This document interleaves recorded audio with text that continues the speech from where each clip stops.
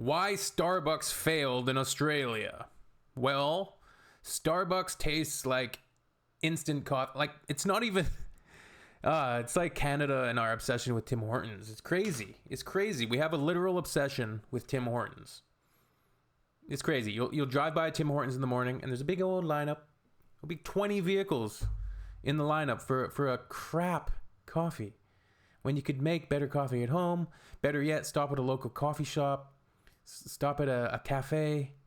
And I've heard you guys rave about the coffee in Melbourne, so when I'm in Australia, I will hopefully be able to experience some of your delicious coffee. I never go to Starbucks. The only time I ever go to Starbucks is if the wife wants to go, and she doesn't go often she often also doesn't go very often. I can't talk right now, but when she does, I'll go. I'll often just like not even get anything. I don't like their menu. I don't like ordering there. I don't like their stupid... Yeah, I just say, order me something. It's fine. I'll drink it. But let's see why it failed in Australia. Starbucks has coffee shops all over the world. There are more than 28,000 locations in 76 markets, from Shanghai to Guantanamo Bay. And in China, a new Starbucks location opens It's a Starbucks in Guantanamo. Okay. up every 15 hours. What? Did it say in China? Opens up every 15 hours. New Starbucks location opens up every 15 hours. Markets, from Shanghai to Guantanamo Bay. And in China, a new Starbucks location opens up every 15 hours. But That's there is concerning. one continent that seems uninterested in the hype over the Seattle-based coffee chain. And that continent is Australia. It's proven to be one of the toughest markets in the world to break into. So tough, in fact, that Starbucks closed more than 2/3 of its stores on the continent back in 2008. So what went so wrong with Starbucks in Australia? To answer that, let's go back to July of 2000. Is Starbucks still operating though? Starbucks opened its first Or it just Australian doesn't do shop very in well? Sydney. From there, it expanded fast. By 2008, Starbucks had 87 stores across the continent. I think one of the problems for Starbucks, and it's true for a lot of businesses that have been successful in one country, is that they thought that their business model could just roll out to a different environment, and there was no need for them to adjust. Well, that's stupid. But that was the problem. It tried to grow the empire too fast. Starbucks rapidly opened up multiple locations instead of slowly integrating them into the Australian market. When They got greedy. they launched too rapidly and didn't give the Australian consumer an opportunity to really develop an appetite for the Starbucks brand. They also moved into regional areas, into outer suburbs of major cities. Ironic. And so for the Australian consumer, it was almost like it was too available for them. And so there wasn't this point of difference, this want, this need for Starbucks, and it wasn't an organic growth, which is what we very much saw in the US. In its first 7 years in Australia, Starbucks accumulated $105 million in losses. By 2007, Starbucks Australia was hanging on by a thread, taking big loans from the US, totaling up to $54 million. Isn't brand power just crazy? Like, damn. I mean, obviously their brand power didn't work in Australia, but in the States, people go wild for Starbucks, and the drinks are like ridiculously priced. And in 2008, Starbucks announced it was shutting down 61 stores. But of course, 2008 was a difficult time for businesses due to the financial crisis. Along with the Australia closures, Starbucks also closed 600 underperforming American stores. But even still, such a retreat in Australia was embarrassing for the brand. When you're shutting down 75 stores, for the Australian consumer, when they did leave the market, or at least a large number of their stores were shut down, they didn't really care. It's partly because Australians are spoiled for choice when it comes to coffee. Australia's coffee market is one of the biggest in the world. The industry is expected to hit more than $6 billion in total revenue in 2018.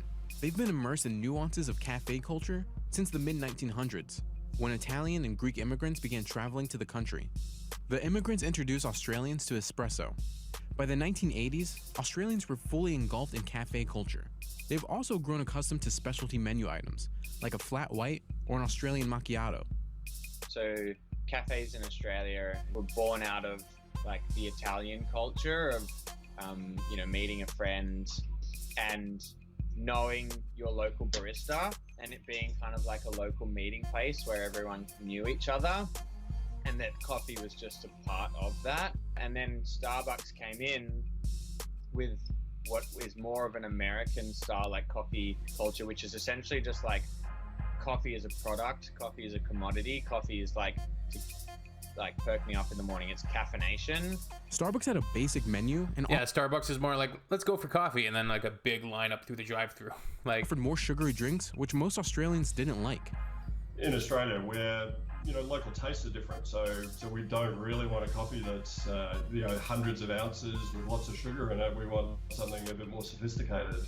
Plus, Starbucks charged more than local cafes. So Australians instead opted to pay less for coffee they liked from a local barista they trusted. And so when you come in with this big like, hey, we're going to open all these cafes and they're all going to be to-go focused, it just was the complete wrong market for what yeah, to-go focused. But there's one American coffee company that's thriving in Australia. Founded in Chicago and now based in Australia, Gloria Jeans got the traction in Australia that Starbucks couldn't. Gloria Jeans has more than 400 Australian locations I've never even heard of Gloria Jeans. and serves more than 35 million consumers in Australia each year. So what is Gloria Jeans doing in Australia that Starbucks isn't? Well, the company Making attributes it more its success community. to two Australians who franchised the business in their home country. Shops started to show up in Australia in 1996. Fast forward to today, the company has a presence in every Australian state. The reason? Its menu. The chain offers a wide variety of espresso drinks and specialty coffee. Failing to adapt its menu to Australians' coffee culture proved to be a mistake for Starbucks. And the company faces another challenge later this year: Italy. Starbucks is opening its first store in Milan in late 2018. Home of the espresso, Italy is rich in cafe culture. I don't But know if according that's to going to work. Starbucks, it's not going to make the same mistakes that it did in Australia. The company said that it would develop in Italy with humility and respect for its coffee culture. It announced it would be opening a roastery, which is not your average cafe. It gives customers a chance to see coffee beans roasted and processed before their eyes. So there's a chance that it won't struggle like it did in Australia.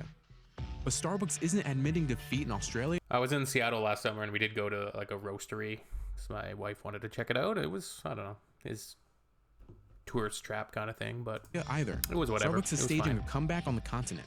In 2014, Starbucks locations in Australia were purchased by the Mount Waverly-based Withers Group.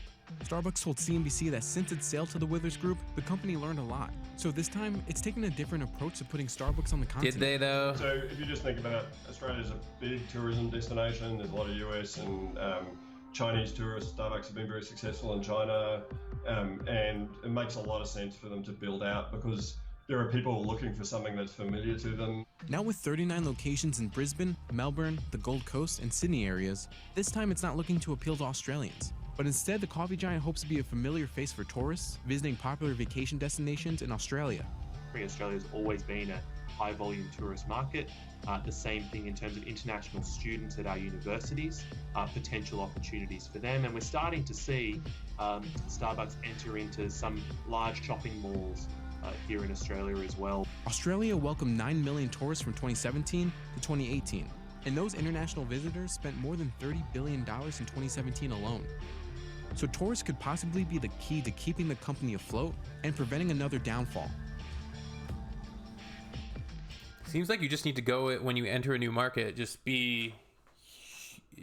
have some humility about it, and cater and adjust to the local market. You can't just go in and say, well, it works in the States, it's going to work everywhere, and just serve the same products while you have a different consumer base. Like, it just doesn't make sense. I'm curious, how many Starbucks locations in Canada? 2024, Starbucks had 1,603 stores in Canada. 997 were company owned and 486 were licensed. So 15. This one says 1,500 stores as of May 8th. So just as of this month. The state territory with the most number of Starbucks locations in Canada has got to be Ontario. I'm going to say. Yeah, Ontario, which has about 44% of all Starbucks. How many locations in, so say 1,500 locations in Canada. And just 80 locations. Wow. So obviously Canadians, like I said. And let's see how many Tim Hortons. I assume Tim Hortons is not in Australia. How many Tim Hortons are in Canada? 3,558. Wow. More than 4,000 locations. That's insanity. Crazy. All right. See you all soon. Cheers. Peace.